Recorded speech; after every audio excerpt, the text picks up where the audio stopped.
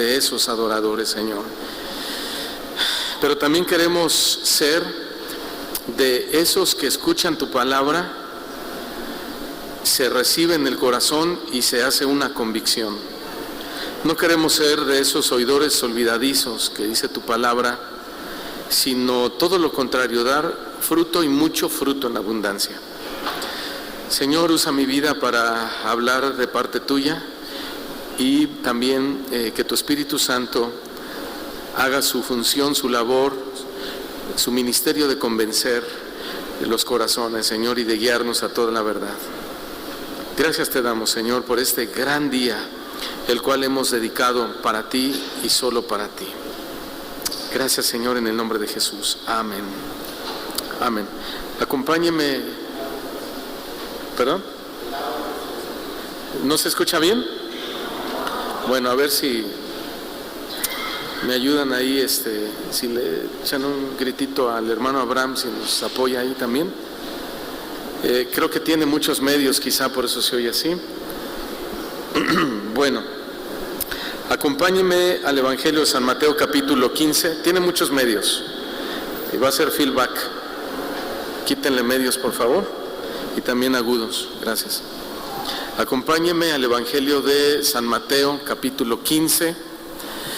Y en nuestra serie Jesucristo, sus coincidencias y sus confrontaciones, el día de hoy el tema es muy interesante. El tema lo he titulado así, entre signos de interrogación: buscadores de fallas dentro de la iglesia, ¿cómo trata Jesús con ellos? Ese es el tema, nuevamente. Buscadores de fallas dentro de la iglesia, ¿cómo trata Jesús con ellos? Mateo 15, versículo 1 dice así la palabra del Señor: entonces se acercaron a Jesús ciertos escribas y fariseos de Jerusalén, otra traducción mejor dice desde Jerusalén, diciendo: ¿por qué tus discípulos, noten esto, quebrantan? ¿Qué quebrantaban? No, la tradición de los ancianos. ¿Por qué? Porque no se lavan las manos cuando comen pan. Respondiendo Jesús les dijo: ¿y por qué también ustedes quebrantáis el mandamiento de Dios por vuestras tradiciones? Versículo 7. Hipócritas, bien profetizó de vosotros Isaías cuando dijo: este pueblo de labios me honra, pero su corazón está lejos de mí, porque en vano me honran, enseñando como doctrinas o como palabra de Dios mandamientos de hombres. Cuando Cristo vino a la tierra, hermanos, los israelitas y especialmente sus líderes religiosos fueron fuertes defensores de seguir celosamente las tradiciones de los ancianos. Ellos eran tan fuertes defensores de estas tradiciones que terminaron, esto es lo trágico, terminaron abandonando los mandamientos de Dios y se convirtieron en simples y llanos buscadores de faltas en aquellas personas que específicamente no seguían sus tradiciones, ¿sí? En este encuentro que tuvo Jesús con estos buscadores de fallas, Cristo expone el mal que hay en sus corazones, pero también expone que sus prácticas las estaban poniendo por encima de los mandamientos de Dios, lo cual era muy malo y estaban muy equivocados. Cuando hablamos nosotros de reglas, mandamientos, leyes, es algo en lo cual estamos familiarizados. Por ejemplo, como papás, nosotros les ponemos reglas a nuestros hijos. Al menos yo, con mi esposa, lo hacemos en casa. No sé si usted también, pero creo que deberíamos todos de hacerlo. Hay muchas clases de reglas. Por ejemplo, horarios para ver la televisión. ¿Qué clase de programas van a ver? Cuando hay que ir al cine, ¿qué clase de películas van a ir a ver? a veces salen películas que pues ellos van a la escuela y oyen, no, que ya fuiste a ver esta película que está muy padre y que es de mucha risa. Bueno, lo primero que uno tiene que hacer como papá es revisar la clasificación, ¿no? Y después pues ver el tráiler. Ya podemos ver el tráiler en un canal de YouTube o en internet, y ahí todo va a botar. Y tenemos que supervisar bien lo que nuestros hijos ven. Estamos hablando de reglas, ¿sí? Hay reglas en el hogar, por ejemplo, el trato que nosotros queremos que entre hermanos tengan, entre hermanitos. Háblale bien a tu hermanito, no se peleen, ayúdalo a la tarea, no le hables mal, ayúdame, hazle una quesadilla, etcétera. Hay horas de llegar a la casa, ¿sí? A las 8 de la noche es tu hora máxima de entrar a esta casa.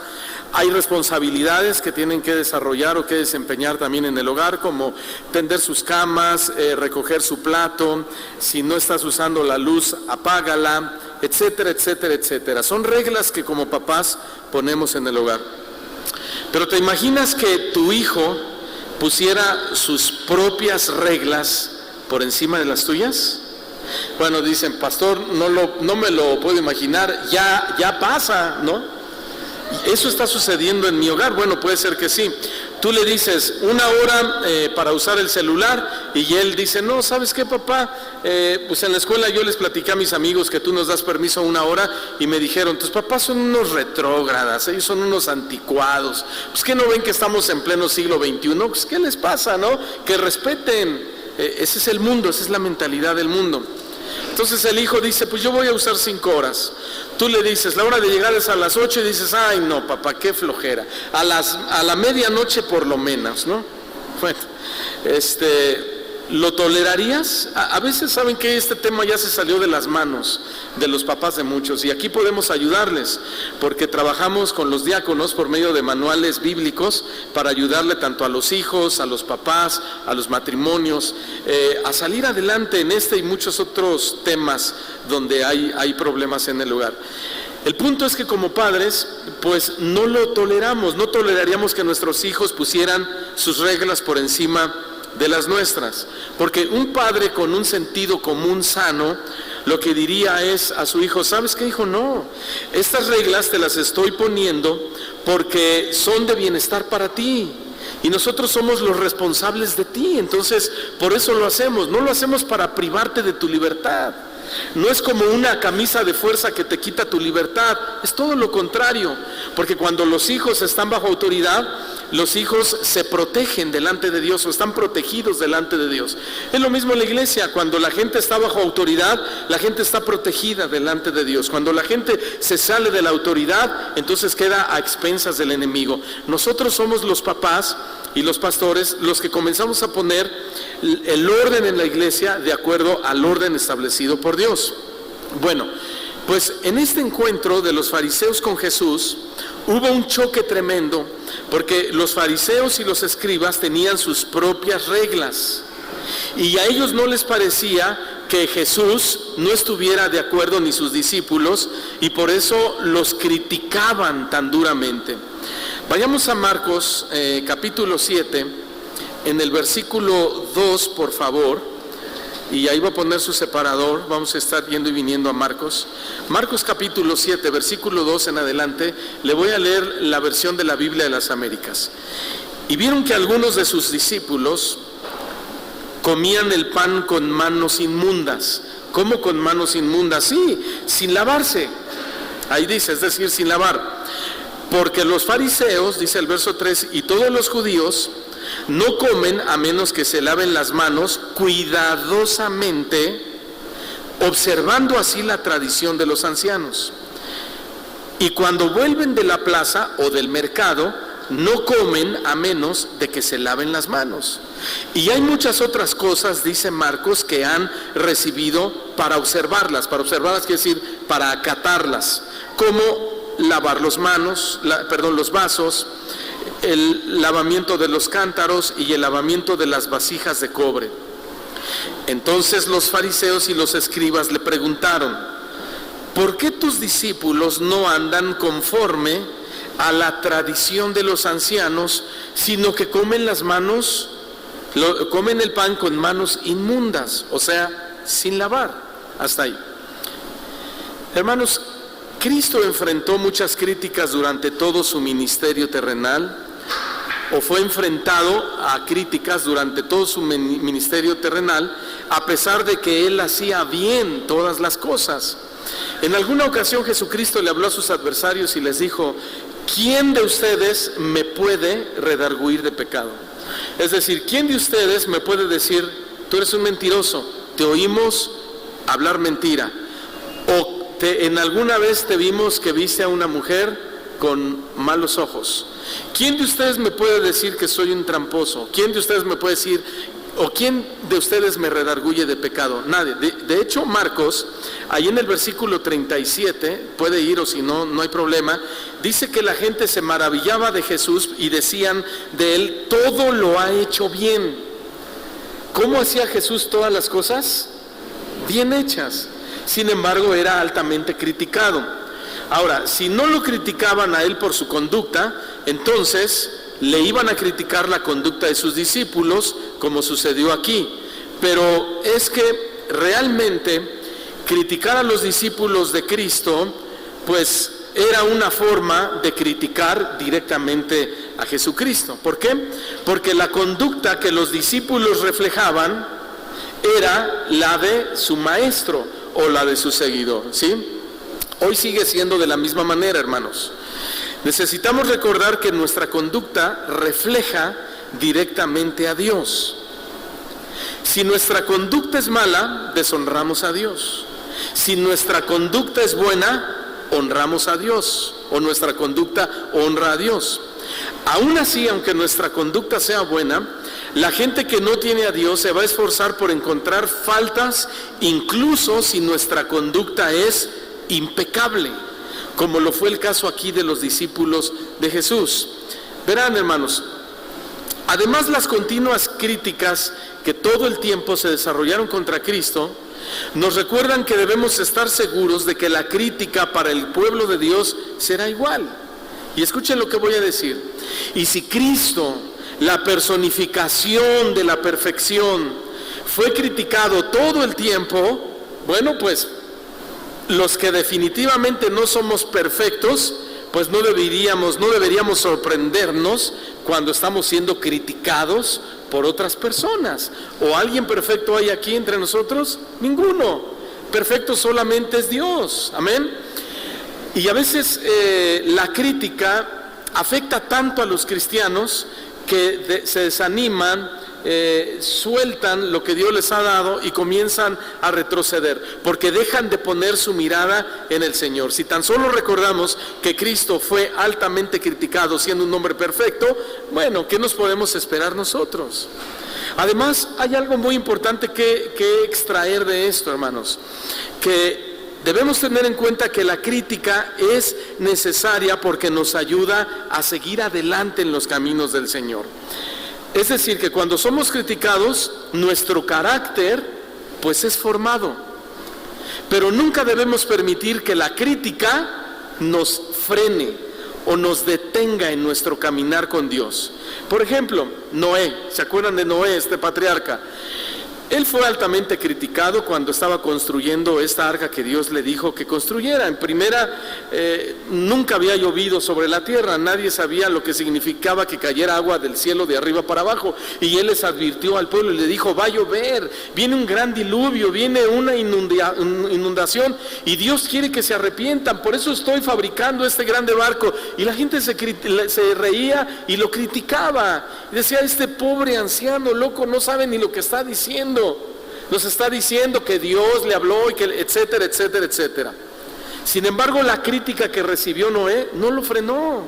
Al contrario, lo ayudó en su formación personal. Lo mismo le sucedió al patriarca Moisés. Cuando ustedes recordarán, Dios lo llama para libertar a su pueblo. Un día se presenta y ve que un egipcio está maltratando a un israelita y entonces lo defiende, y entre la riña Moisés lo asesina, lo mata.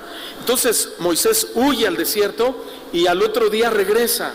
Cuando regresa, se encuentra a ese israelita al cual le salvó la vida, que está discutiendo y está peleando con otro israelita. Se acerca a Moisés y le dice: no peleen entre ustedes, Ustedes son hermanos, no está bien que entre ustedes se peleen. Y el israelita voltea y le dice: ¿y quién te ha puesto sobre juez por nosotros? ¿Acaso tú nos vas a juzgar o qué? ¿Me vas a matar como mataste al egipcio ayer? Lo criticaron, y sin embargo eso no frenó el avance en el ministerio de Moisés. Al contrario, ¿qué produjo en él? Formación. Más adelante Dios lo llama como el hombre más manso sobre la faz de la tierra. Cuando nosotros comenzamos a predicar el evangelio, cuando nosotros comenzamos a vivir el evangelio y a tratar y esforzarnos de vivir una vida santa y pregonar y decir: hermanos, hay que vivir en santidad, la gente comienza a señalarnos y comienza a criticarnos. Estaba recordando que se venía anunciando aquí en nuestro país que el día de ayer y el día de hoy se iba a presentar aquí en la Ciudad de México un concierto de música electrónica, algo que se ha puesto de moda y bueno, y todos los muchachos andan alocados y andan: ay, yo quiero ir al concierto de la música electrónica y quiero sacar todo lo que traigo dentro. Bueno, uno lo puede entender de la gente que no conoce a Dios. El problema es que hay cristianos que querían ir y decían: yo quiero ir y yo quiero estar ahí porque en mi escuela me han dicho que en tu iglesia no te dejan. O sea, estamos hablando de las críticas, ¿sí? Y entonces, no, y que vamos a organizarnos, hermanitos de la iglesia. Ustedes se imaginan a cristianos y yo te consigo los boletos. Entonces todo eso ya todavía diciendo otro: yo te consigo los boletos, ¿no?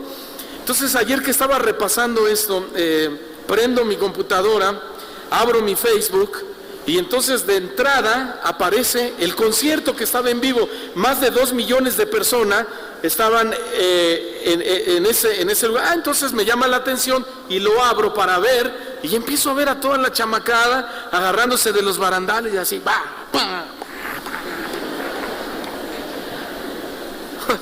¿no? Tan gruesos, ¿verdad? Y las muchachas subidas en los hombros, no sé si de los amigos o de los novios. A mí no me gustaría ver a mi hija en los hombros de un hombre.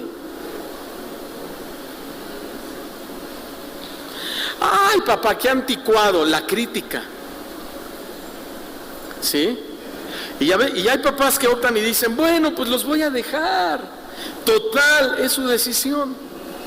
Total, allá ellos, si se pierden, pues, ¿te imaginas un padre pensando de esa manera? ¡Qué padre! O sea, no de qué padre, ¿verdad? Sino qué mal padre. ¿Sabe de lo que estoy hablando? Que lamentablemente muchos cristianos se rinden cuando son criticados. No me digas que eres virgen. Pues sí. No, eso era en los 40s, en los 70s. No, hoy tienes que probar para que estés seguro con quién te vas a casar. Y entonces ahí están las cristianas cediendo y fornicando. ¿Qué hacen? ¿Qué les pasa cuando viene la crítica? Se rinden. Pero no debemos olvidar que tenemos muchos ejemplos de hombres y mujeres de Dios que no se detuvieron cuando fueron criticados, sino que se mantuvieron caminando firme con su mirada en Dios, amando la santidad y buscando agradar a Dios en todo. Y sobre todo debemos recordar que nuestro ejemplo supremo es nada más y nada menos que nuestro Señor Jesucristo. Y Jesucristo nunca renunció, aun cuando fue criticado y perseguido ferozmente. Hermanos, la crítica solo debe inspirarnos a una mayor dedicación en lugar de a una menor dedicación a Dios. ¿Cuántos dicen amén? Cuando eres criticado, gózate porque la gente está viendo luz en tu vida. Cuando nadie te diga nada. Por eso muchos dicen, ay, qué padre, me gustaría ser cristiano. ¿A qué iglesia vas? Claro, como le entras a lo mismo, como bailas lo mismo, como le fumas de lo mismo, como hablas de lo mismo, pues les llama la atención. Vamos, yo quiero conocer a tu Dios, quiero pertenecer a tu congregación. No está haciendo luz. Pero cuando está haciendo luz, las tinieblas no quieren venir a la luz para que sus obras no sean manifestadas. Y cuando tú eres luz, la gente te rehuye. Pero el Señor te atrae a los amigos correctos, a las amigas correctos, al novio correcto y a la novia correcta. Amén. Si no, que sean los papás por los hijos, digan amén, ¿verdad? ¿Quiénes criticaron a Jesús? En el verso 1 de Marcos 7 dice que fueron los fariseos. ¿Y quiénes? Y algunos de los escribas. Las personas que lo criticaron fueron, ¿quiénes? Los líderes religiosos. Hubo otros que también criticaron a Jesús, pero ningunos tan feroces y tan tenaces como los escribas y los fariseos. Y esto nos hace reflexionar algo muy importante, muy interesante. ¿Saben dónde está en muchas ocasiones la gente que más problema le da a la iglesia? Adentro de la iglesia. Adentro de la iglesia. Por ejemplo, los más críticos no son tanto los de afuera como los de adentro. A veces hay más chisme y murmuración adentro de la iglesia que afuera de la iglesia. ¿Ya se dieron cuenta? Tristemente hay más gente que sirve de piedra de tropiezo adentro de la iglesia que afuera de la iglesia. A veces los vemos ahí y ya saben el cuento que siempre dicen, no, es que te lo cuento para que estemos orando. No, es que te lo digo, pero es acá entre no, solo entre maduros, dicen, ¿no? ¿Sí? Y hay más problemas a veces afuera. Eso es lo que pasaba en los tiempos de Cristo. Estos son los falsos cristianos o los fariseos del siglo XXI. Hay que apartarse de inmediato de ellos, no sea que nos hagamos como uno de ellos. Jesucristo se lo reprochó, les dijo, ay de vosotros escribas y fariseos hipócritas, porque ustedes recorren el mar y la tierra para ser un discípulo, un seguidor, un prosélito, y cuando lo llegan a encontrar y lo forman y lo discipulan, lo hacen hijo del infierno 2 veces más que ustedes. Los rebasan todavía. Y es que a Satanás, escuche esto, le encanta disfrazar sus ataques con atuendo religioso, porque eso le da más fuerza y más respeto a su ofensiva. Claro, eso solo a Satanás le funciona con los ingenuos. ¿Por qué la gente se deja engañar por un buscador de fallas? ¿Por qué la gente se deja llevar por un chismoso?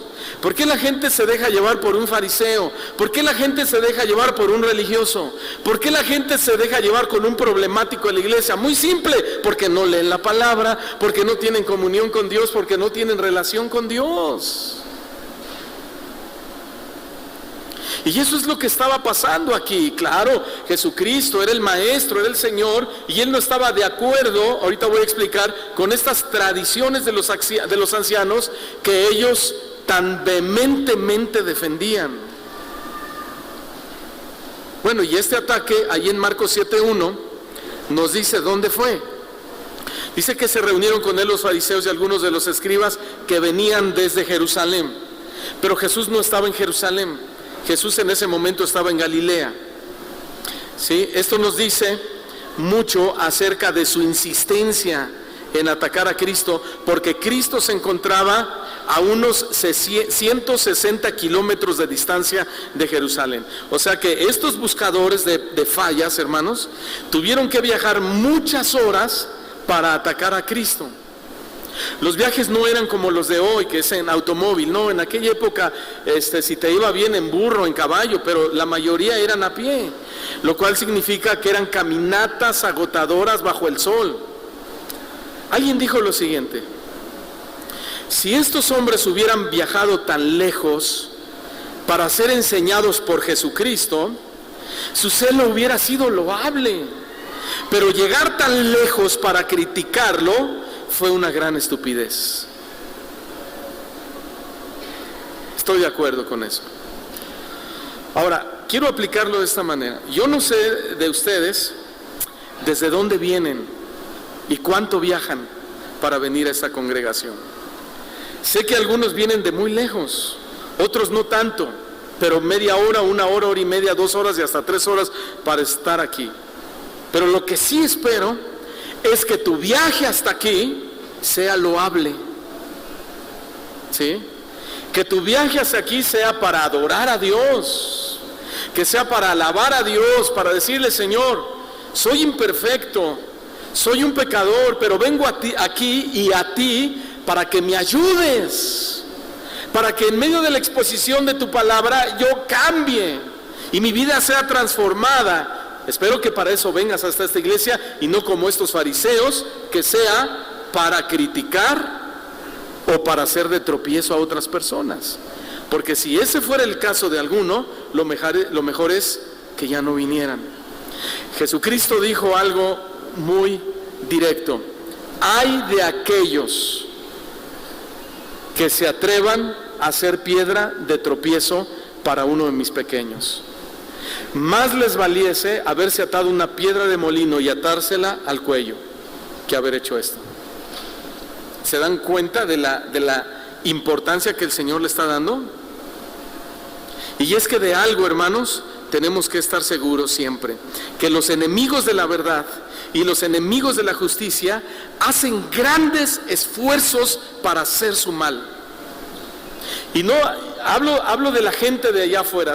Y hace rato hablaba de este concierto de música electrónica. Ellos invierten millones de pesos por venir y montar un escenario impresionante, un escenario que llame la atención de la juventud. Mire, yo estaba ahí y todas las muchachas, o la mayoría, todas encervezadas, un montón de mujeres borrachas tiradas en el piso, otros muchachos riéndose, burlándose de ellas, bailando y sonando la música, y el japonesito, yo creo que todo drogado por acá moviendo los botones, y la gente gritando, hermanos. Y el mundo dice: el dinero hay que invertirlo en eso. Invierten sus fuerzas, invierten toda su energía en las cosas del mundo, pero nosotros debemos ser más diligentes y usar todo lo que tenemos y todo lo que somos para propagar a Cristo y el nombre de Cristo sea glorificado. Amén. El mundo siempre nos está observando y siempre tiene un dedo puesto sobre nosotros. Eso hicieron con Cristo y sus discípulos, el escrutinio. Vamos a anotar ahí en el verso 2 de Marcos, el escrutinio a la supuesta falta que cometieron los discípulos. Dice que vienen los escribas y los fariseos, verso 2, los cuales, ¿qué? Viendo a algunos de sus discípulos de Jesús comer pan con manos inmundas, esto es, no lavadas, los condenaban. ¿Qué estaban haciendo ellos? Viendo. Noten la frase: cuando vieron que comieron pan sin lavarse las manos. Hermanos, la verdad del asunto es que estos hombres estaban buscando cualquier falla para criticarlos y desacreditar su ministerio. De hecho, ese era el pan de cada día en el ministerio de Cristo. Y bueno, eso no ha cambiado en nuestros días, porque los enemigos de Dios siempre están buscando desacreditar a Cristo. Por eso es necesario que nosotros seamos muy prudentes. Tenemos que pedirle a Dios mucha sabiduría y andar en este mundo con mucho cuidado con respecto a nuestra conducta. ¿Cuántos dicen amén? Porque de eso depende la honra de Cristo o el vituperio de Cristo, ¿sí?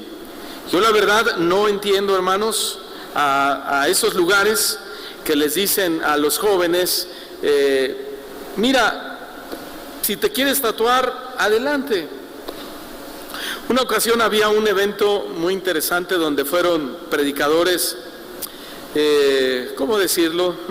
Famosos, pero de entre todos esos predicadores había unos predicadores de muy buen nivel doctrinal y estaban predicando muy bien la palabra de Dios. Entonces, uno de esos predicadores, su hijo está lleno de tatuajes en todo el cuerpo y es el pastor de jóvenes. Entonces uno de ese seminario se le acerca sin saber que su hijo estaba así y le dice: oiga, pastor, ¿es malo tatuarse el cuerpo? Entonces aquel se desconcierta y le dice: no, no es malo, si tú quieres puedes tatuarte. Ah, bueno, entonces ese joven dice: no es pecado, no es malo. Entonces va ese hombre, ese joven, y se tatúa, y cuando se tatúa adquiere una infección y se muere al paso del tiempo. ¿Sabe por qué pasó eso?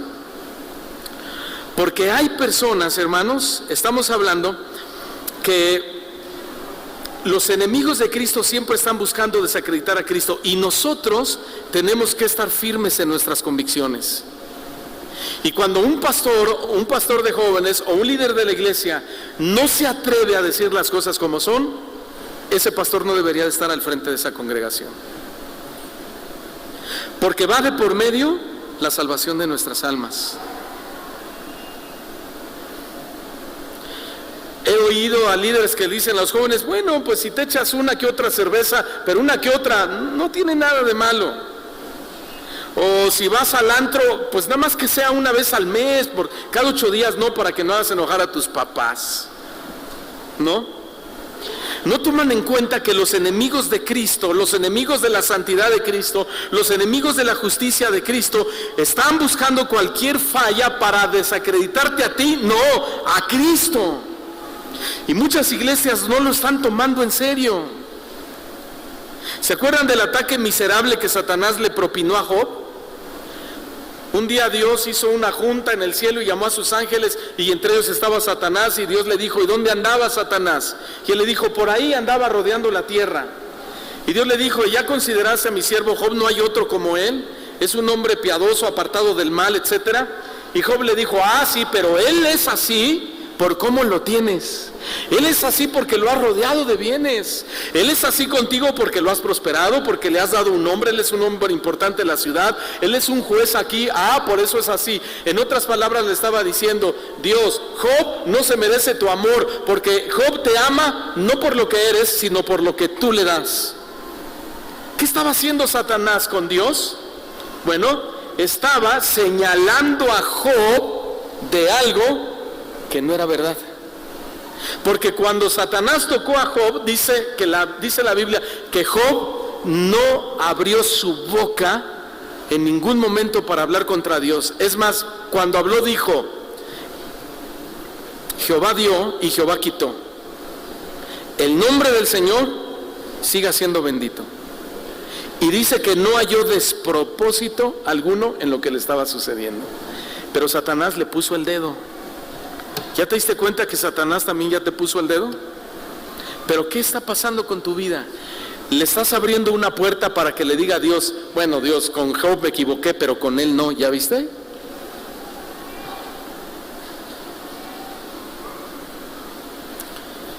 Eso pasa afuera, pero también pasa adentro. Porque la observación minuciosa de los buscadores de fallas aquí en nuestro texto es el hábito de muchos cristianos dentro de la iglesia. Algunas personas en la iglesia siempre están buscando alguna falla en el hermano, alguna falla en el pastor, alguna falla en el diácono, en el líder, para desacreditarlo, cualquier falla. Alguien dijo esto: este tipo de personas continuamente tienen sus lupas bien listas para encontrar algunas fallas en los líderes de la iglesia que puedan criticarles. Tales personas son desagradables y hacen poco por promover el reino de Dios. Y al igual que los buscadores de fallas de Cristo en este texto, dice este hombre, estos pueden encontrar fallas cuando no hay fallas. ¿Cuánto mejor estarían nuestras iglesias sin estos fariseos? ¿Cuántos dicen amén? ¿Qué fue lo que criticaron? ¿Era realmente relevante? ¿Era realmente importante? En el versículo 2 dice que ellos los criticaron porque comían pan con manos inmundas, esto es, manos no lavadas, y por eso los condenaban. Ahora, bueno, qué bueno hubiera sido que los hubieran regañado y que les hubiera dicho: oigan, no sean cochinos, lávense las manos, les va a hacer mal. Pero esa no era su preocupación de ellos, no era la higiene. Nosotros le decimos a nuestros hijos, lávense las manos antes de comer, ¿para qué? Para eso, ¿sí? Para que no se infecten. Pero el lavado de manos aquí no fue por razones de limpieza, sino por razones ceremoniales, supuestamente espirituales. Esta crítica, hermanos, tenía que ver con el ritual religioso que provenía de la tradición de los ancianos, no de las escrituras. Ellos ya tenían la escritura de Moisés, el Pentateuco, y también los profetas. Esta tradición de los ancianos consistía en que debían lavarse muchas veces las manos antes de comer. Y dice Marcos que también hay muchas otras cosas que hacían, como el lavado de vasos, el lavado de las ollas y las vasijas de bronce, el lavado de las mesas, incluso de las sillas antes de sentarse, para que no se fueran a contaminar. ¿Se acuerdan cuando Jesús les dijo, son unos grandísimos hipócritas? Porque ustedes cuelan el mosquito, ¿se acuerdan? El mosquito era el animal inmundo más pequeño del Antiguo Testamento. Entonces ellos eran tan cuidadosos que agarraban su tacita y ponían una tela encima, y antes de, ponían la tela y entonces dejaban caer el agua o la leche o el café, y que la tela les sirviera como filtro. Entonces cuando acababan de vaciar y si veían un mosquito en la tela decían, ¡ay, qué bueno! No nos contaminamos espiritualmente porque no nos tragamos este animal inmundo, un mosquito así. Y el animal inmundo más grande del Antiguo Testamento era el camello. Y Jesús les dice, ustedes son tan hipócritas que cuelan el mosquito pero se tragan el camello. Híjole. Hermanos, ellos tenían reglas tontas, muy tontas. Cuánta agua iban a usar, la forma en que debía aplicar esa agua, la cantidad de veces que debía cambiarse esa agua, la cantidad de agua que se podían usar a la vez, etcétera, etcétera, etcétera. Esto, aquello, lávate 10 veces, 15 veces, ellos iban a la carnicería, y como esos negocios estaban en manos de los gentiles, pues los gentiles, acuérdense que para ellos eran perros. Entonces, ¿me das un kilo de chambarete? Sí. Y le daban su kilo de chambarete en su bolsita, y si por algo el judío se agarraba ahí de la vitrina, ¡ay!, ya se había contaminado.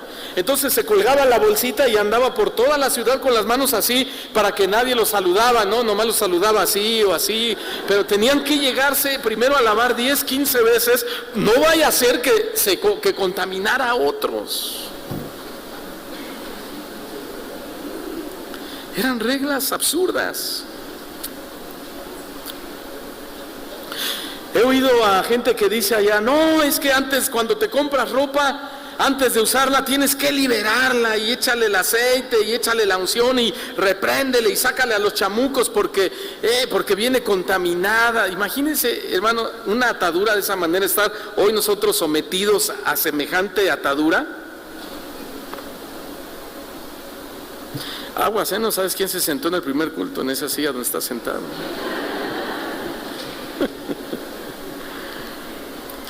Ahora, ¿a dónde quiere llegar, pastor, con eso? Bueno, a lo siguiente. ¿Cuántas reglas tontas impuestas por los hombres hoy hay en las iglesias que no tienen nada que ver con la palabra de Dios? Y ya lo he venido diciendo, que la mujer no se pinte, que la mujer no se ponga aretes, que la mujer no se corte el pelo, que la mujer no se depile, que la mujer no use pantalón, porque la Biblia dice que la mujer no usará vestimenta de varón y el varón no usará vestimenta de mujer. Sí, cierto, pero está hablando de un transvestismo espiritual, que la mujer no asuma el rol que le corresponde al hombre y el hombre no asuma el rol que le corresponde a la mujer. De eso habla. Que si la cena debe de ser con vino o no, porque si le damos vino, no, pues ya somos borrachos, ¿no? Así, de vino. Y que si no le ponemos vino, pues que estamos contra la palabra, porque el Señor Jesús tomó pan y vino. En la iglesia donde yo nací, el pastor nos enseñaba lo siguiente, hace 35 años. El día que te bautices, después de bautizarte, no puedes tocar el agua, porque si la tocas, tu bautizo quedó anulado. Y pues yo tenía 12 años más o menos, y mi mejor amigo era el hijo del pastor, y éramos los más traviesos de la iglesia, y nos llevaron a un río. No, pues todo se prestaba para el relajo, ¿no? Me bautizaron, yo feliz, y pues nos fuimos a jugar, y entonces había un tronco que cruzaba el río de lado a lado, y pues yo a ver quién lo cruza primero, y cuando voy a la mitad, para abajo al río. Llegué todo verde de la lama, de la arrastrada que me dio el río, y cuando el pastor me vio, me dijo: anulado tu bautismo, y lo peor, ya no te puedo volver a bautizar, a ver cómo le haces. Reglas tontas, tradiciones de hombres. Hijo. Y usted me podría contar las suyas, pero no. Cristo creía que esas reglas no eran apropiadas y por eso lo criticaron. Pero los judíos pensaban que el lavado de manos era lo más importante. De hecho, un comentarista llamado Matthew Henry dice que un rabino judío declaró lo siguiente: comer con las manos sin lavar es un pecado tan grande como el adulterio.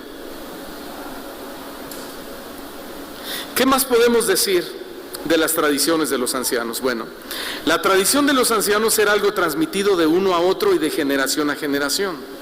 Podría ser algún precepto o alguna costumbre, pero que no estaba ordenada en la ley escrita, que era la ley de Moisés, pero que los escribas y los fariseos y el pueblo estaban obligados a cumplirlas, incluso por encima de la ley de Moisés.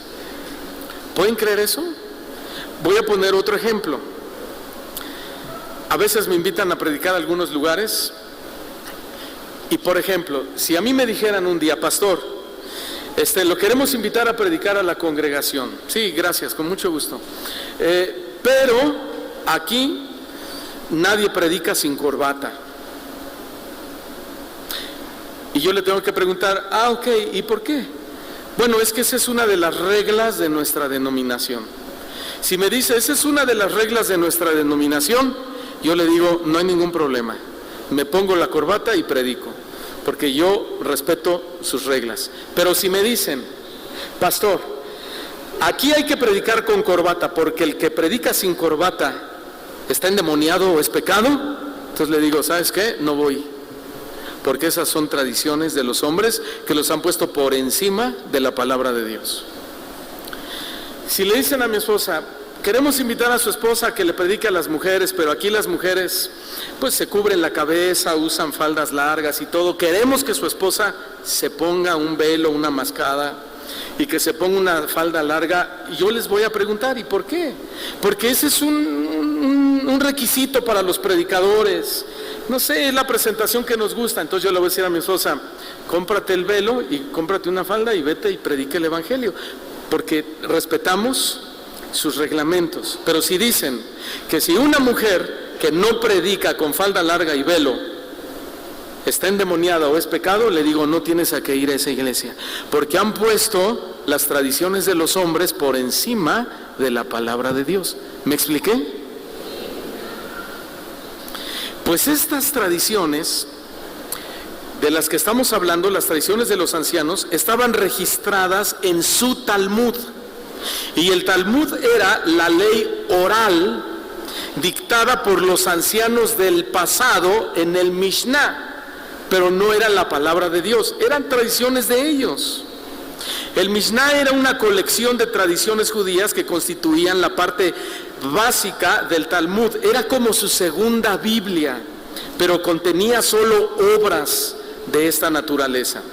Estas tradiciones eran extremadamente numerosas y muy insignificantes. Sin embargo, los judíos las consideraban más importantes que Moisés y los profetas.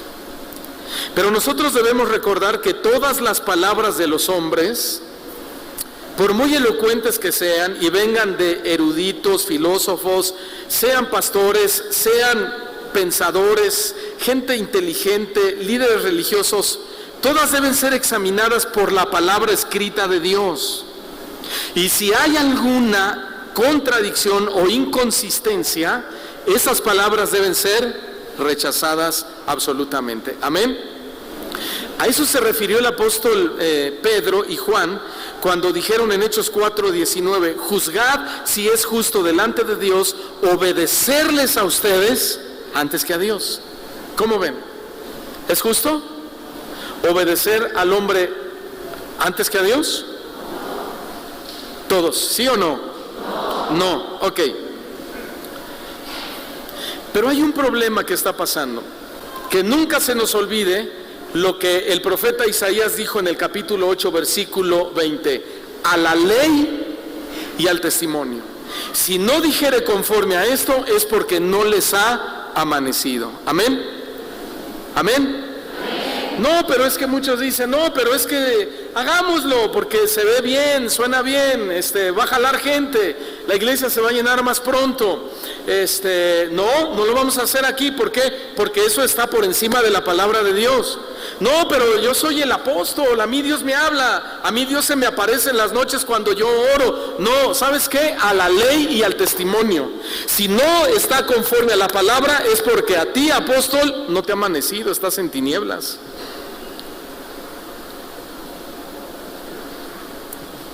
Por eso dice que ellos, ahí en el versículo 3, que los fariseos y todos los judíos, aferrándose a la tradición de los ancianos. Esta palabra aferrarse nos habla de la dedicación tan fuerte que tenía la gente hacia la tradición de ellos. Esta palabra significa mantener con cuidado y fidelidad. O sea que los fariseos y todos los judíos estaban más dedicados y eran más fieles a mantener estas reglas externas que la misma palabra de Dios. Las tradiciones del hombre, hermanos, en esa época lo eran todo y la palabra de Dios no era nada en comparación de ellos. ¿Por qué tus discípulos no se lavan las manos? Jesús, ¿y qué tiene de malo? Se pueden enfermar, pero no pecan. No, sí pecan. ¿Y dónde dice? Aquí en el Talmud. Pero demuéstramelo en la palabra de Dios. No, es que el Talmud, dicen, lo escribieron los rabinos y los rabinos son los siervos de Dios. Entonces todo lo que diga el siervo de Dios hay que creerlo así de entrada. No, discúlpame, pero no. A la ley y al testimonio. A la ley y al testimonio. ¿Me están escuchando, queridos hermanos? No aflojen el paso. A la ley y al testimonio. Y es que en aquella época la obediencia a sus tradiciones constituía la verdadera religión para ellos. Pero la obediencia a la Escritura se había perdido de vista por completo. E increíblemente, aquellos que prestaban más atención a las reglas de ellos eran considerados los hombres más santos de Israel. Ahora vean el discurso ahí en el versículo 7, Marcos 7, el discurso crítico contra los discípulos de Jesús. Le preguntaron los fariseos y los escribas, ahí viene, ¿por qué tus discípulos no andan conforme a la tradición de los ancianos, sino que comen con pan inmundas? ¿Por qué? Ponga atención. A ellos no les interesaba, ni les preocupaba en lo más mínimo si los discípulos obedecían la palabra de Dios, sino más bien si seguían o no sus tradiciones o las tradiciones de los ancianos. Sí, así como lo oyen. Miren, una persona podría ser injusta, podría ser inmoral, podría ser tramposo, podría ser mentiroso, podría ser chismoso, podría ser murmurador, podría ser mundano. Bueno, ellos dice que se acostaban con las mujeres en la puerta de las iglesias, ¿no? Todo lo permitían. Y tú podías ser de lo peor y créeme, no ibas a ser criticado por ellos. Pero si no te adherías a sus rituales, te criticaban con dureza. Estos hombres estaban preocupados por un asunto tan trivial como lo era lavarse las manos antes de comer. Pero comer con las manos sin lavar no era espiritualmente importante. ¿Qué era lo realmente importante? Lo realmente importante, hermanos, era la pureza del corazón. ¿Cuántos dicen amén? Eso sí era importante. ¿Cómo está tu corazón, hermanos? Miren, es como en el matrimonio, los que somos casados. ¿Qué es más importante? ¿Que tu esposo te diga, te amo, o que te lo demuestre? A ver, mujeres, no tengan miedo, respondan. También los varones respondemos, ¿no? Que nos lo demuestre, ¿no? ¿Qué es más importante? ¿Decir que eres un hijo de Dios? ¿O demostrar que eres un hijo de Dios a través de tu vida? ¿Verdad que sí? Es puro sentido común. No sé si alguno de ustedes ha visto un programa en la televisión de Milenio Noticias que se llama Tragaluz. Bueno, en ese programa, que dura 10 o 12 minutos, entrevistan a los políticos, expresidentes, esposas de presidentes, secretarios de gobernación, de todo, la gente de los más altos niveles. Y les hacen preguntas muy confrontantes. Por ejemplo, a la esposa de un presidente le dijeron, ¿usted alguna vez ha lavado dinero? Y ella dijo así, jamás. Hoy hasta uno dijo, ay, qué buena mujer es esta, ¿verdad? Le dice, ¿es usted mentirosa? Absolutamente no. Le dice, ¿alguna vez ha mentido? Absolutamente no. Hijo. Y le dice, ¿en este momento está mintiendo? Absolutamente no. Wow, dije yo. Se presentan como blancas palomas, o gaviotas, o como le quieras llamar.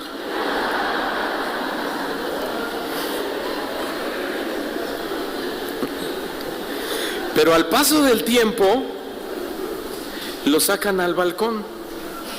Y resulta que sí lavaban dinero, que sí eran corruptos y que sí eran los más grandes mentirosos. ¿No? ¿Lo ven? Es fácil decir lo que uno quiere decir. Tú puedes decir que eres la última Coca-Cola del desierto si quieres, pero Dios ve el corazón. Lo realmente importante es lo que hay en el corazón de la gente, no lo que hablamos. Por sus frutos los conoceréis. Sin embargo, esta preocupación tan vana de que a fuerza se lavaran las manos, pues era un hábito común de estos buscadores de fallas. Más tarde Cristo los denunció severamente. Solo anoten Mateo 23, 24, les dijo, guías de ciegos, coláis el mosquito y tragáis el camello.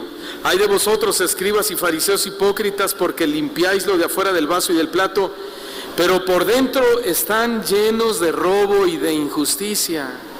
Fariseo ciego, limpia primero lo de adentro del vaso y del plato, para que también lo de afuera sea limpio. Ahora, en Mateo 23, 23, Cristo dijo que estos buscadores de faltas omitieron los asuntos más importantes de la ley o de la palabra de Dios. ¿Cuáles eran? La justicia, la misericordia y la fe. Digan todos juntos, justicia, misericordia y fe. Eso es lo más importante para Dios. ¿Qué tan justo eres? ¿Qué tan misericordioso eres? ¿Y qué tan piadoso eres? ¿Qué tan cristiano eres? Amén. Pero ellos se centraban en los asuntos más triviales que no tenían importancia espiritual. Muchos cristianos, de hecho, tienen este mismo problema de preocuparse principalmente por asuntos triviales en lugar de los asuntos más importantes. Por ejemplo, se preocupan más por la prosperidad económica que por la prosperidad espiritual. Se preocupan más por su salud física que por su salud espiritual. Se preocupan más por las cosas materiales que por la familia. Ni tiempo tienen para la esposa, ni tiempo tienen para los hijos. Tristemente, hermanos, estamos más preocupados por los asuntos triviales como el trabajo, y no digo que el trabajo es algo que no deba importar, sino que se ha convertido en un afán de los cristianos. ¿A poco no? Y están más preocupados por el trabajo, por los negocios, incluso por un partido de fútbol, por un concierto de música electrónica, por un compromiso por la mañana el día domingo, que es el día de adorar a Dios, que por su propia eternidad. Este es un problema gravísimo dentro de la iglesia cristiana. Pero Cristo finalmente respondió a estos buscadores de fallas con una palabra durísima. En el versículo 6 y en el versículo 7 de nuestro texto, vayamos ahí por favor. Versículo 6 y versículo 7.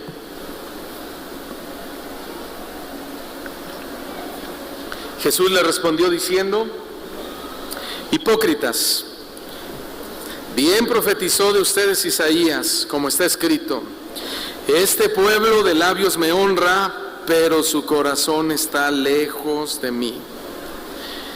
Pues en vano me honran, enseñando como doctrinas mandamientos de hombres. ¿Se dan cuenta, hermanos? Le respondió a estos criticones con una cita del libro del profeta Isaías en el capítulo 29, versículo 13. Dijo entonces el Señor: por cuanto este pueblo se me acerca con sus palabras y me honra con sus labios, pero aleja de mí su corazón, y su veneración hacia mí es solo una tradición aprendida de memoria. ¿Eres cristiano? Sí. ¿Desde hace cuántos años conoces al Señor? Desde que era chiquita. Nací en cuna cristiana. ¿Te sabes textos de memoria? Sí, Juan 3:16, Salmo 23. Órale. Sí. Y también me sé coritos. Y también sirvo en la iglesia. Y dice el Señor: su veneración hacia mí es solo una tradición aprendida de memoria. ¿Vives a Cristo? Por favor, si vas a hablar de Cristo, esfuérzate por vivir a Cristo. Vive a Cristo. Ahora, Cristo demostró sabiduría con estos atacantes porque les respondió con la propia Biblia. Él no dijo: yo pienso, yo creo, mira, tú estás mal por... No, Él les respondió con la lectura del profeta Isaías. Y eso es lo que debemos hacer nosotros, responder siempre con la Escritura. ¿Por qué? Porque es una forma poderosa de contrarrestar tantos argumentos que se dicen hoy en día. Hay que tener presente que cuando apoyamos nuestro argumento o lo que decimos y nuestro caso, nuestros problemas en la palabra de Dios, estamos parados sobre la base sólida. ¿Amén, hermanos? Si no, no. ¿Cómo pudo obtener Cristo la victoria ante Satanás cuando lo tentó ahí en el desierto? Pues con la palabra. Él le dijo: escrito está. ¿No es cierto? Y en esta ocasión hizo lo mismo. Acalló a sus criticones o a sus atacantes porque llevó su causa a las Escrituras. La palabra de Dios es de gran ayuda cuando nos encontramos con el enemigo.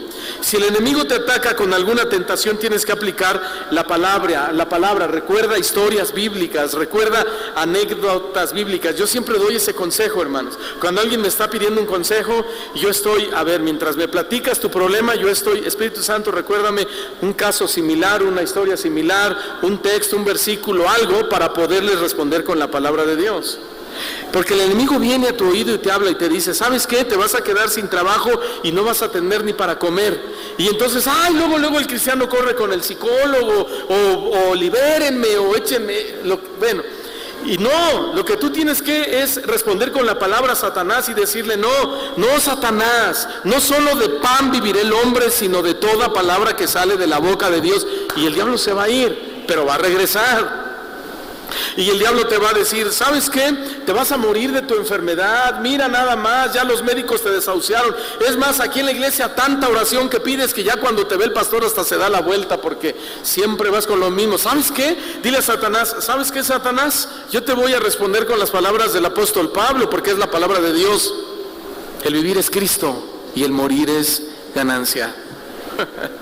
Hay que contestar con la palabra de Dios.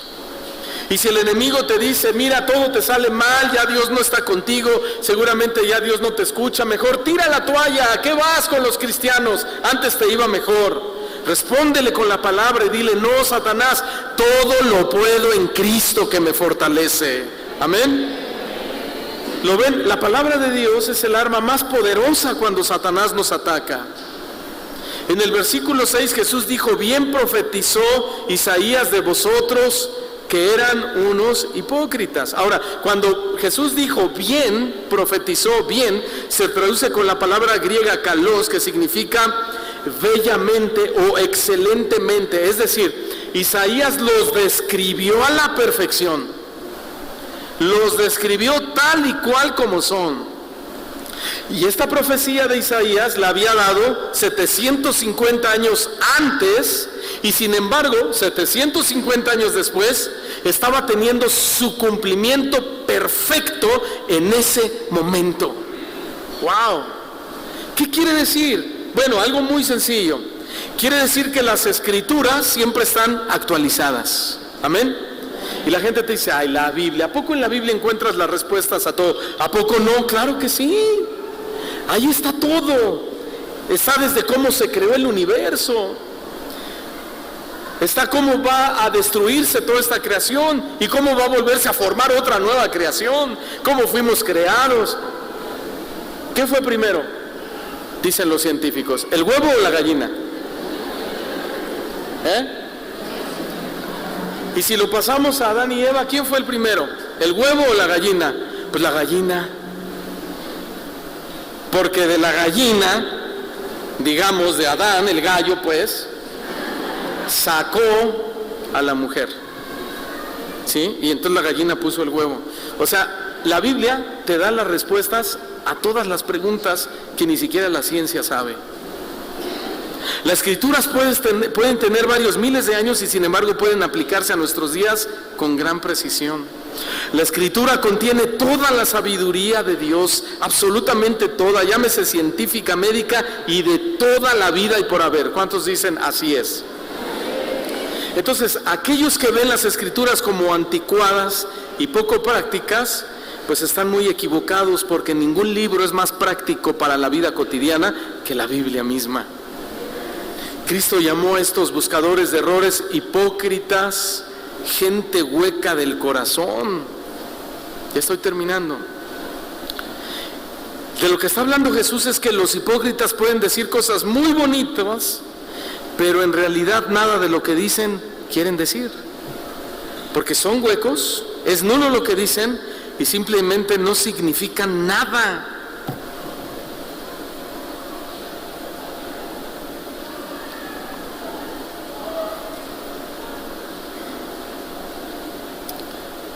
Condenaban a un hombre en los Estados Unidos a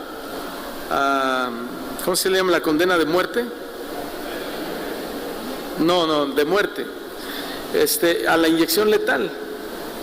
Entonces siempre por derecho les dejan decir sus últimas palabras. Y uno de ellos, estando en la cama, se dirigió a los familiares del joven que él había asesinado y le dijo: les pido perdón.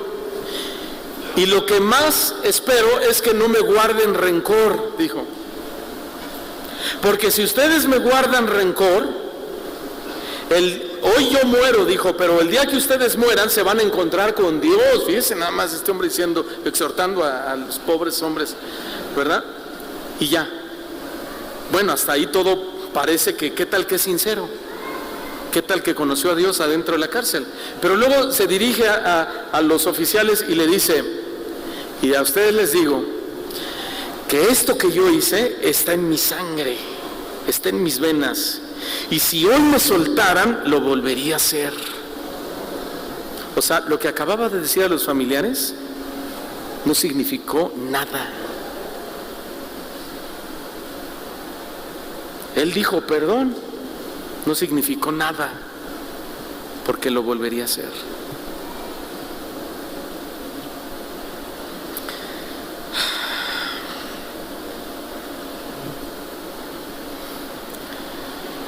Por eso podemos saber Biblia, podemos saber muchos textos de memoria, pero puede que en el corazón no haya nada de lo que hablan. Puede haber buenos servidores que parezcan excelentes, pero aparentes. Pueden ser cristianos que al verlos deslumbren, pero no es real. Sin embargo, el corazón es lo que Dios quiere de nosotros más que cualquier cosa. La adoración verdadera que Dios desea es la adoración del corazón. ¿Qué es lo primero que necesitamos? ¿O qué es lo primero que nos dieron cuando conocimos a Cristo? Un corazón nuevo. ¿Cuál es el sacrificio que Dios pide que llevemos? Un corazón contrito y humillado. ¿Cuál es la verdadera circuncisión? La circuncisión del corazón. ¿Cuál es la obediencia genuina? La que sale del corazón. ¿Cuál es la fe que salva? La que se cree con el corazón. ¿Dónde debe morar Jesucristo? En nuestro corazón. ¿Y qué es lo que Dios le pide al hombre? Su corazón. Termino con esto. El hombre por naturaleza siempre está pensando en formas inteligentes de evitar la obediencia a Dios. Especialmente al hombre le gusta idear formas inteligentes en las que su desobediencia parezca obediencia. Esa es la tradición de los ancianos, que la habían puesto por encima de los mandamientos de Dios. Oremos, queridos hermanos. Inclinen su cabeza, cierren sus ojos. Y es una tarde de ponernos a cuentas con el Señor. Querido Señor, querido Dios,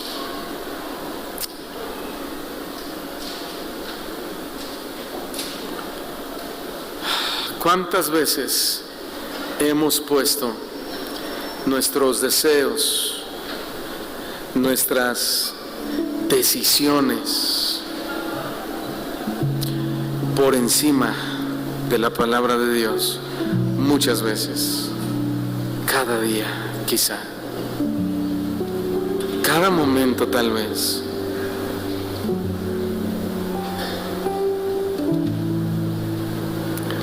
¿Y cuántas veces nos la hemos pasado solo señalando, apuntando con el dedo a la gente, buscando en qué fallan para desacreditarlos? El único que nunca falló fue Jesucristo. Fuera de Él, todos, desde Adán, desde los profetas, desde los más grandes patriarcas, los apóstoles de Jesucristo, todos fallaron, todos pecaron. Dejemos de ver las fallas de los demás. Pon tu mirada en Cristo.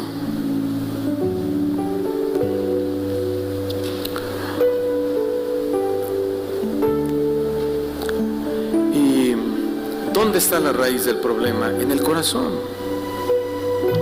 Ahí está el problema de todo y de todos, en nuestro corazón. El Señor te dice en esta tarde: hijo mío, dame tu corazón.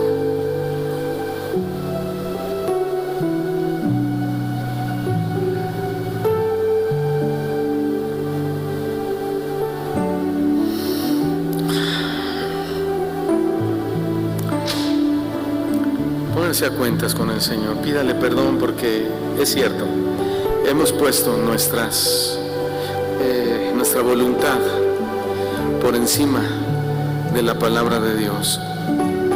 Dile al Señor: ayúdame a ir a tu palabra cada que tenga alguna pregunta, alguna duda, cuando no sepa qué hacer o qué decir o cómo actuar.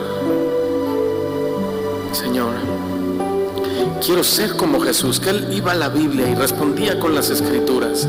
Siempre decía: escrito está. Siempre decía: escrito está. Siempre dijo: escrito está. Yo también quiero decir: siempre escrito está. Yo también siempre quiero decir: así dice la palabra de Dios. Pero debo estudiar tu palabra, debo leer tu palabra, debo pasar tiempo con tu palabra. Porque pasar tiempo con tu palabra es pasar tiempo contigo. Pasar tiempo en oración es pasar tiempo contigo, Señor. En Henos aquí, Señor, perdónanos.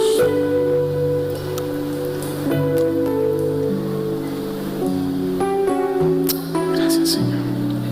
Mientras ustedes oran y se relacionan con el Señor, de acuerdo a lo que Dios nos ha hablado en este día, quiero hacer una invitación a las personas que nunca han rendido su vida a Cristo, que nunca le han aceptado como su Señor y su Salvador, que hoy es la primera vez, pero que reconoces que tu vida ha sido como la vida de los fariseos, que tu religión, que tus costumbres y tus tradiciones, tú has permitido que las pongan por encima de lo que dice la palabra de Dios. Pero quieres venir a la luz de Cristo para ver a Cristo y ser verdaderamente libre. Esta invitación es para ti. Si tú quieres rendir tu vida a Cristo, ahí en tu lugar ponte de pie y vamos a orar por ti. Vamos a ir hasta donde estás y queremos guiarte en una oración a los caminos del Señor. Rápidamente, pónganse de pie ahora.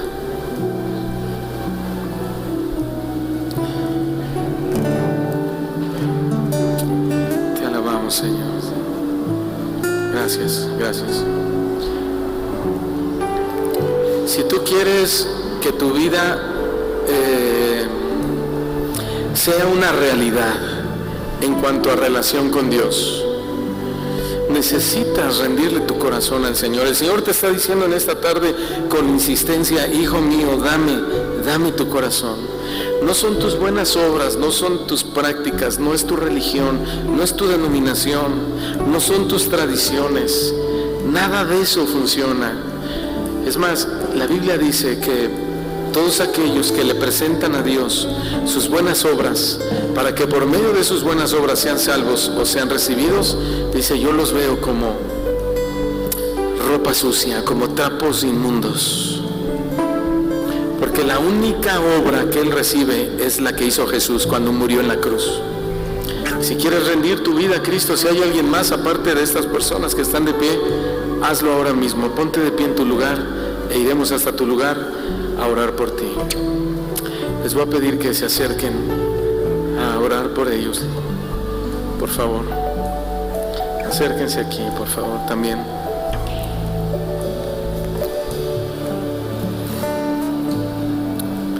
Acérquense. Ahí atrás tenemos una persona, creo que también de pie. Aquí en medio también, por favor. De este lado, aquí. ¿Oye? Repitan después de mí: Señor Jesús, te pido perdón por mis pecados. Reconozco que mi maldad, mi pecado, me separa de ti. Reconozco que lo único que yo merezco por lo que soy es el infierno. Pero acepto la salvación por gracia que me has regalado como un regalo que me da tu Hijo Jesucristo. Te pido perdón porque he puesto mi voluntad encima de la tuya. He puesto mis tradiciones encima de tus mandamientos. He puesto mis deseos encima de los tuyos y por eso me ha ido tan mal. Perdóname, te lo ruego en el nombre de Jesús. Pastoréame con amor, con ternura, pero también con la verdad de tu palabra. Quiero ser libre de toda mentira. Quiero ser libre de la esclavitud del mundo y de la esclavitud del diablo. Quiero tener una relación de amor contigo, una relación donde tú eres mi Dios, mi Señor, mi Padre y mi Salvador, y yo soy tu Hijo amado. Escribe mi nombre en el libro de la vida, Señor, y si vienes antes de que yo muera, llévame contigo en las nubes cuando tú regreses por segunda vez. Te recibo y te acepto como mi único y suficiente Salvador. Vamos a ponernos todos de pie. Pueden regresar a sus lugares, todos de pie. Levanten sus manos al Señor Y dígale: Señor, a nosotros también perdónanos, porque hemos puesto nuestras tradiciones encima de tu palabra y hemos puesto nuestra voluntad encima de la tuya. Nos sentimos, Señor, avergonzados y queremos en este día reconciliarnos contigo una vez más. Al corazón contrito y humillado, tú no despreciarás, Señor, aquel que te busque con integridad, aquel que se humille ante ti. Una vez más, nuevamente. Al corazón contrito y humillado, tú no despreciarás, Señor, aquel que te busque con integridad, aquel que se humille ante ti. Mi corazón te busca, Señor. Mi corazón espera en ti. Yo soy el que aguarda por tus misericordias cada día. Hoy vengo humillado ante ti. Mi corazón, Señor, mi corazón te busca, Señor. Mi corazón espera en ti.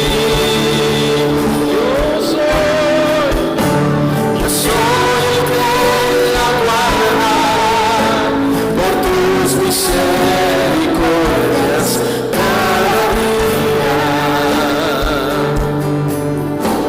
Hoy vengo humillado ante ti.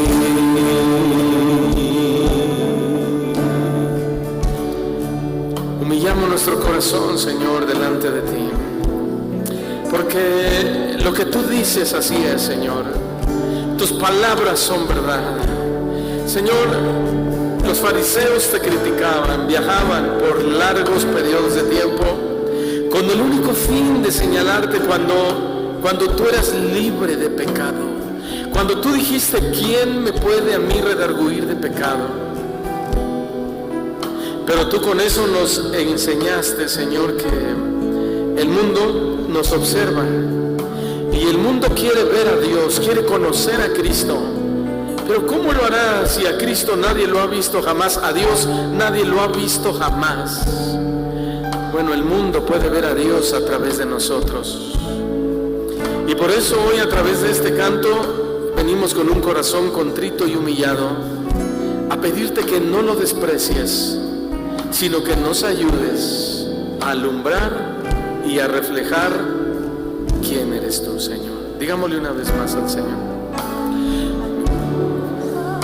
contrito y humillado, tú no despreciarás, Señor. Sí, Padre. Aquel que te busque con integridad, aquel que se humille ante ti. Una vez más, al corazón contrito y humillado, tú no despreciarás, Señor, tú no despreciarás, Señor.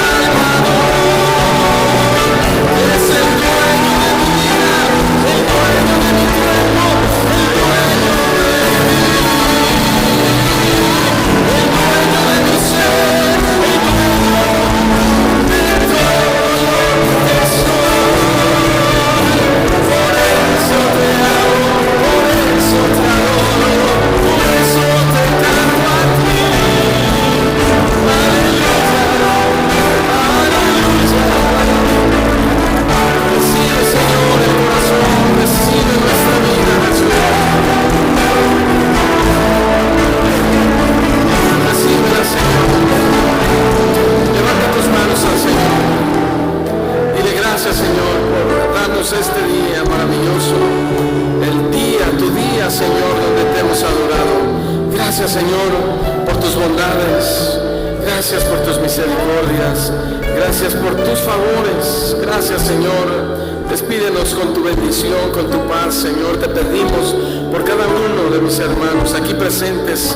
Provéeles, Señor, bendice, prospérales en su trabajo, en sus negocios, Señor, en sus deseos, en sus proyectos, en sus anhelos, Señor. Que tu bendición siempre esté con ellos. De la misma manera, aquel que está enfermo, Señor, sánale. Tu palabra lo dice: por mis llagas fueron curados, Señor. Y no solo las llagas y las heridas del pecado, sino también las de nuestros cuerpos. Señor, danos paz, danos felicidad, danos gozo en nuestros hogares, danos alegría en la vida, Señor. Queremos sentir, Señor, y percibir y saber que tu bendición está con nosotros cada día, cada lunes, cada martes, miércoles, jueves, viernes, sábado y el domingo venir, Señor, y adorarte con todo nuestro corazón. Despídenos con tu paz y tu bendición, Señor. Te damos muchas gracias. Gracias, dígale gracias, Señor. Gracias, Señor, más fuerte. Gracias, Padre. En el nombre de Jesús. Amén y amén.